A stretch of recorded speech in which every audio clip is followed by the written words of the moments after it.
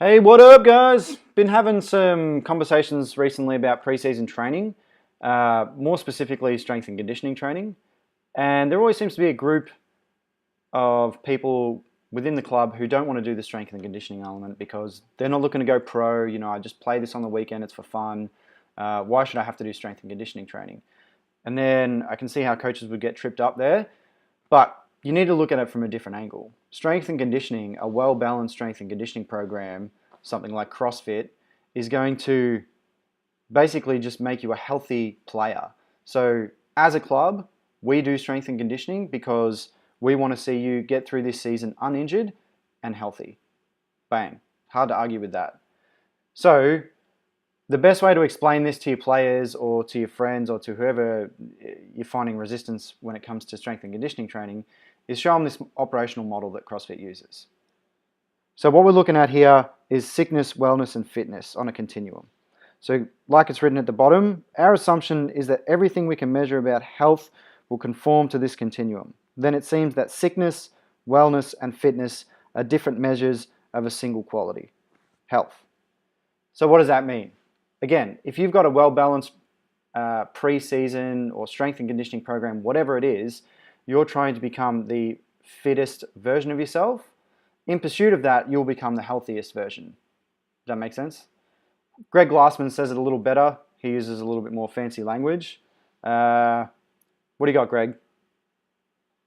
We had observed, as kind of a curiosity, that there was a continuum, it's called, between sickness, measures of sickness, wellness, and fitness.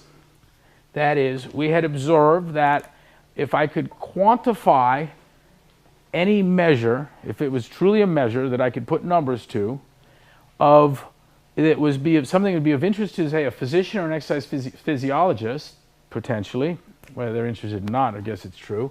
What we'd find is we'd sit well ordered in this pattern. Let me give you examples. Let's look at body fat, okay? You understand that if you're 40% body fat, that's considered pathological. You've got a problem. You're morbidly obese. There's some numbers floating around. I don't know what they are. 15% make it up. Every community seems to have a different one. That's well or normal.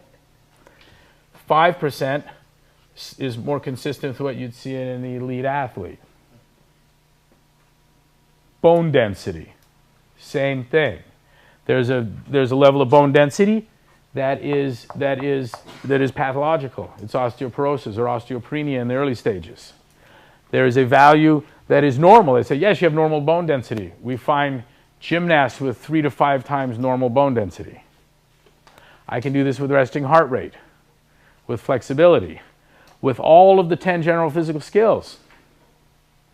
Even some subjective things where we can put numbers to it through analytical methods like mood state. There's a sense of well-being that's normal. The athletes are a different breed altogether. They kind of hang out with Superman complex. And then there's the depressed. I do not know of a measure, even something loosely obtained through like subjective kind of analytical psychological methods. I do not know of a metric that runs counter to this. This led us to believe that fitness and health were varying different measures of the same reality. Suggested that rather strongly. Yeah, there you have it. So if you follow the logic, all we're really talking about here is a hedge against sickness. So having a buffer between fitness and sickness. So if you are fit, you have to drop off to essentially become normal and then drop off again to become sick.